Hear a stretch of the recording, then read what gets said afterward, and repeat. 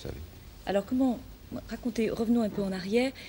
Pourquoi êtes-vous allé travailler à Hollywood? Est-ce que finalement c'était un peu écrit dans votre destin? Comment ça s'est fait? Non, je crois que ce qui est très important, c'est que j'ai toujours eu une passion pour la langue anglaise. J'ai vécu à Cannes toute mon enfance.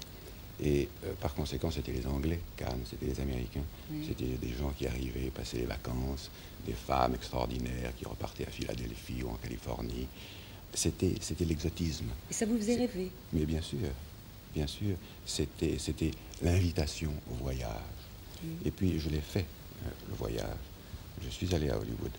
Mais je n'ai jamais été, en tous les cas au début, je n'étais pas sous contrat avec un studio, c'est-à-dire une machine. J'ai été sous contrat avec un homme, qui était David Selznick.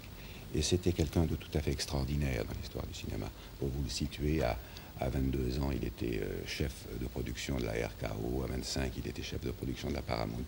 Et quand je suis arrivé, immédiatement, et j'étais prêt à écouter à ce moment-là, j'étais prêt à retourner à l'école. Vous étiez déjà sur prêt. le chemin de l'école? J'étais prêt. Et j'ai écouté David Selznick.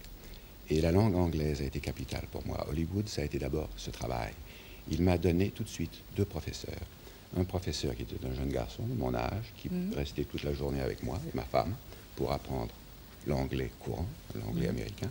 Et puis un autre professeur qui était alors un professeur de diction, n'est-ce pas? Et j'ai commencé, il m'a dit, il faut comme oublier le film, on ne va pas faire de film avant 6 mois, travailler Shakespeare. Est-ce que c'était l'habitude à Hollywood? C'est-à-dire, est-ce que finalement, parce qu'en France, c'est très rare qu'un producteur vous prenne, vous chambre et vous renvoie à l'école. C'est très rare à Hollywood aussi, parce que David Selznick était un personnage très contradictoire. Il a toujours combattu le système, et en même temps, il en faisait partie.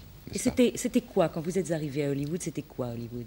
Bien, Hollywood, c'était le mythe, c'était les personnages fabuleux qui sont les symboles de force, de courage, de charme, de sexe. C'était tout ça.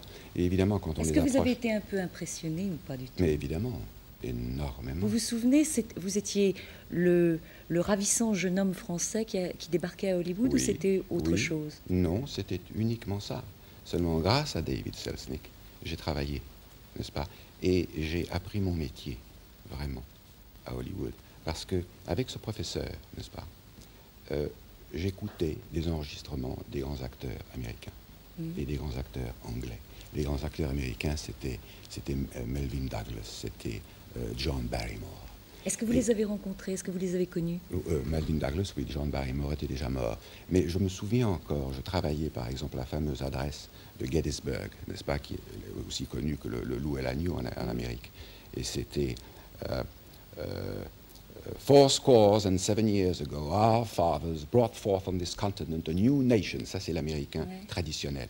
Et puis, il y avait l'américain de Shakespeare. Alors, ça, c'était les grands acteurs. Qui s'appelle l'anglais, quelquefois. Non, c'est tout à fait différent. C'est commencé par la base, c'est retourné aux sources.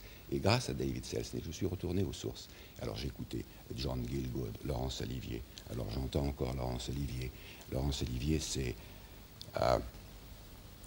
My duty to you both, on equal love, great kings of France and England, since that my office has so far prevailed, that face to face and royal eye to eye you have congreated, etc.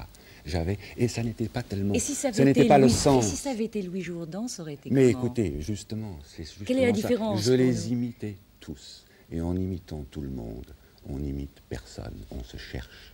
Je me cherchais. Et quand on se cherche, eh bien, on a des chances de se trouver. Et se trouver, pour un acteur, c'est quoi? C'est comprendre que le personnage que vous avez à jouer doit passer par vous. Il doit devenir vous. C'est ça, se trouver. Spencer Tracy disait que le talent, c'est la personnalité. Et justement, en parlant de Laurence Olivier, il disait il peut se mettre des perruques, des faux nez, des barbes.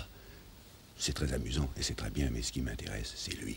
C'est Laurence Olivier qui est derrière. C'est lui qui m'intéresse. C'est sa personnalité. Et se trouver, c'est ça. Est-ce que